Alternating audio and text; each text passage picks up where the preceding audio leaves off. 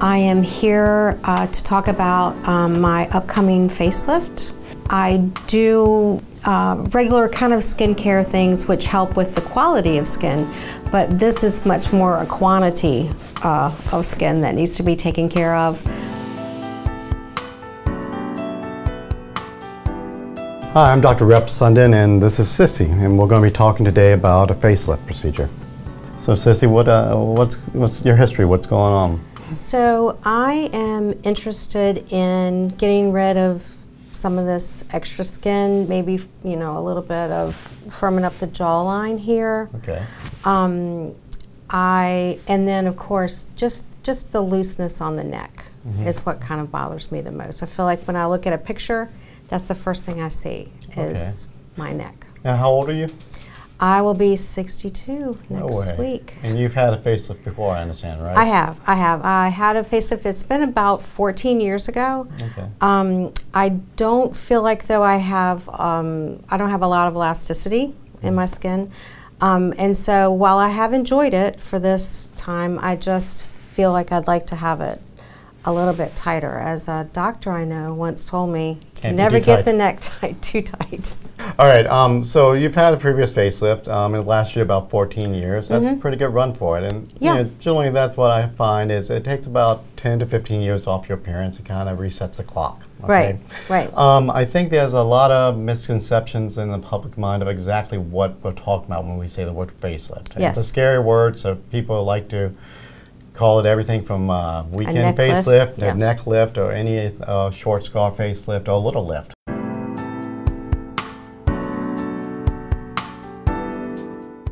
Okay, so when I look at your face, when I'm analyzing the face, I generally start from the top. Here, forehead's kind of a great area for Botox.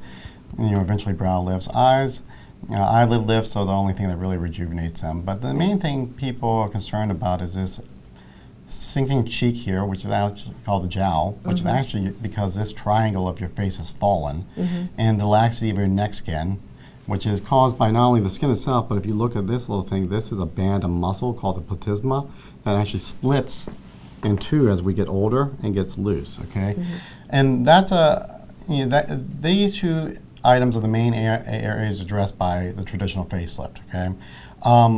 And it's important to really address the deep structures, which are the muscle in this thing of the cheek called the SMAS, which is the deep layer of tissue around the muscle.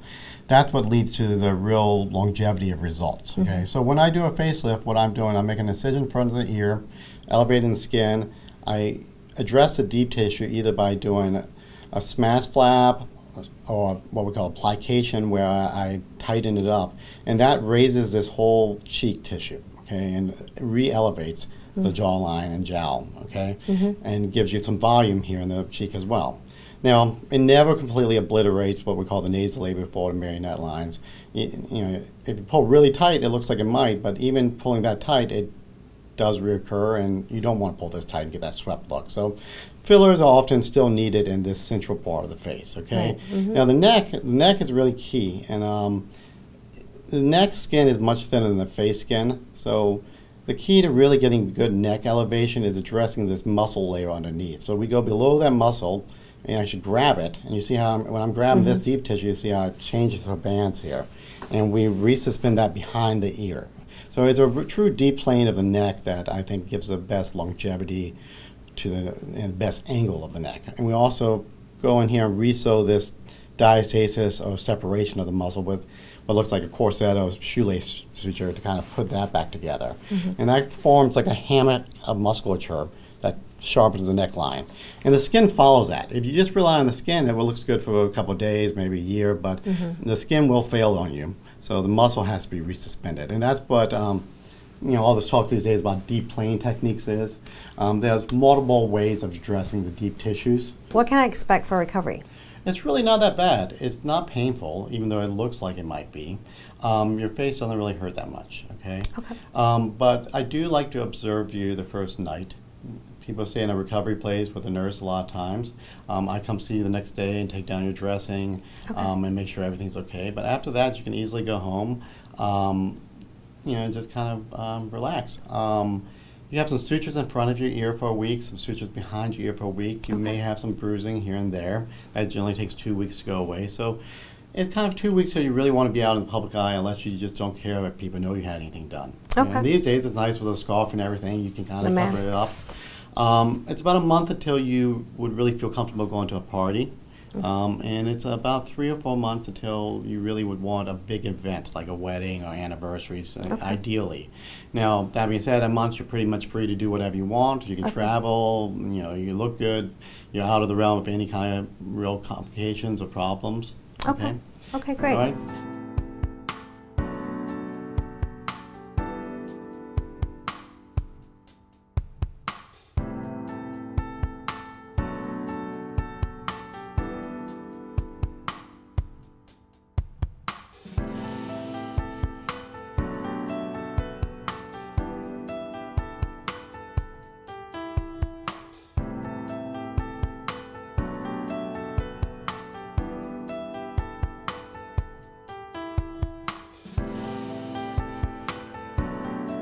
Okay, we're here with Sissy, and she had a face and neck lift with us, and it just went great. She has had great results. Tell us, how was your recovery? My recovery was good. I did not find it to be particularly painful.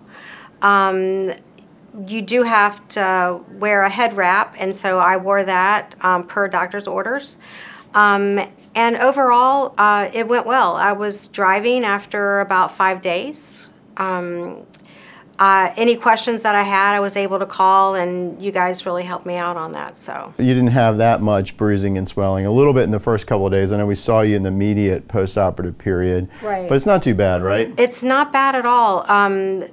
The great thing is the very first day after surgery, you take off the bandage to change it, and you see your jawline, and then you're like, whatever I got to do, I'll do it. You got to put up with a little bit of bruising and swelling, but it really dissipates over time, and generally there's not a lot of pain with the facelift. I know we talked about in the intro video that we did about this, but not much pain, just a little discomfort in the early period. And the wrap that she's talking about is just a compression with a little bit of an ace wrap, just to get the skin to stick down right.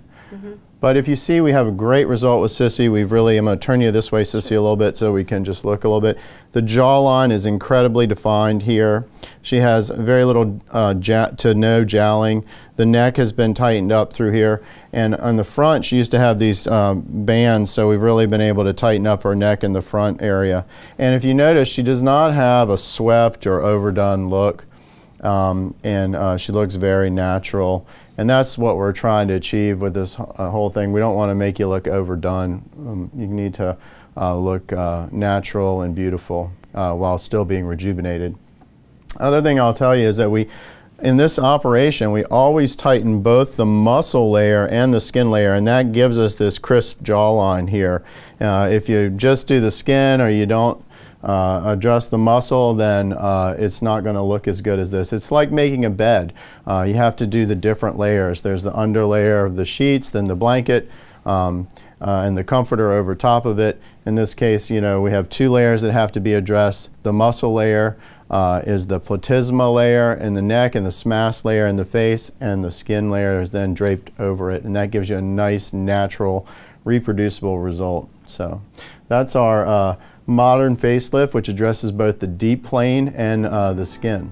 I'm very pleased with the results. My main issue was my neck, but I do definitely see the benefit of not just getting a neck lift, but a facelift too, because it just lifts it. I mean, it's a lift. It just lifts everything. One of the main reasons I wanted to do it is because I didn't like the way I looked in pictures or on video and with my grandchildren.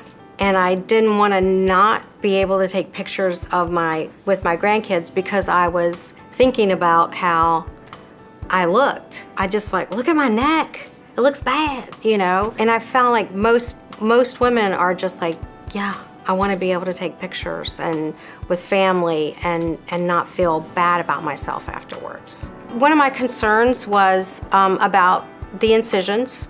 I wondered where they would be, how long they would be noticeable. But the way that they place the incision is just right around the ear and then around the back side of the ear and then well hidden in the hairline. Even after 6 weeks, the incisions are almost gone. I would say maybe even after 4 weeks, no one noticed. At the end of the day, it's your face. And so you really want to make sure that you're going to go to a board-certified plastic surgeon that understands what you're trying to achieve.